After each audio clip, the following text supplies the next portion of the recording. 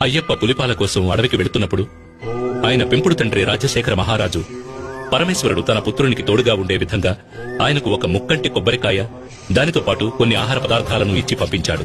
దానిని అయ్యప్ప ఇరుముడులుగా కట్టి తనతో తీసుకువెళ్లాడు. దాని తాత్పర్యమే మనం తీసుకువెళ్లే ఇరుముడులు.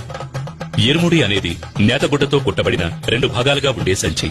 భక్తులు భక్తితో తలపై మోసుకు వెళ్లే ఇరుముడిలోని ముందు భాగంలో పసుపు, కుంకుమ, వడ్లు, అటుకులు, మాడిగ పొరతో అమ్మకు దీపం వెలిగించేందుకు బత్తి, నూనె, తర్వాత ముఖ్యమైన కానుకైన నేతి కొబ్బరికాయ అంటే అయ్యప్పకు అత్యంత ప్రియమైన నైవేద్య పదార్థమైన ముక్కంటి కొబ్బరికాయను తీసుకుని ఒక కంటికి రంధ్రం చేసి అందులో ఉన్న నీటిని తొలగించి తర్వాత కొబ్బరికాయను స్వచ్ఛమైన నేతితో నింపి తీసుకువెళ్లేదే నేతి కొబ్బరికాయ. అయ్యప్ప హరిహరుల సంగమంతో జన్మించినవాడు. ఈ తత్వాన్ని నేతి కొబ్బరికాయ తెలియజేస్తుంది. కొబ్బరికాయకు 3 కళ్లుంటాయి కనుక అది శివుని అంశగా భావించబడుతుంది. మహాలక్ష్మి శ్రీపతి హృదయంలో నివసిస్తుంది. ఆ విధంగా గోవు అంశ అయిన లక్ష్మీదేవిని తన హృదయంలో నిలుపుకున్న మహావిష్ణువుని అయ్యప్ప తల్లి అయిన మోహిని అవతారానికి ఆవు నెయ్యి ప్రతినిధి అవుతుంది. కనుక కొబ్బరికాయ, అందులో నింపబడిన నెయ్యి శివునికి, విష్ణువుకి ప్రతిరూపాలు.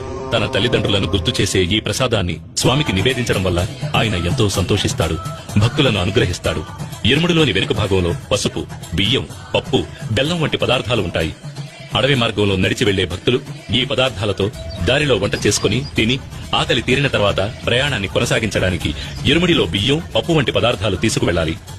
అయ్యప్ప దర్శనార్థం వెళ్లే భక్తులు తల మీద మోసుకు వెళ్లే పదార్థాలు ప్రయాణంలో కొద్ది కొద్దిగా తరుగుతున్నట్టు వారి అహంకారం కూడా తరిగిపోవాలి. వారిలోని అహంకారం, పొగరు, కోపం, ద్వేషం, అసూయ వంటి దుర్గుణాలు అన్నీ వారిని వదిలి వెళ్లిపోవాలి.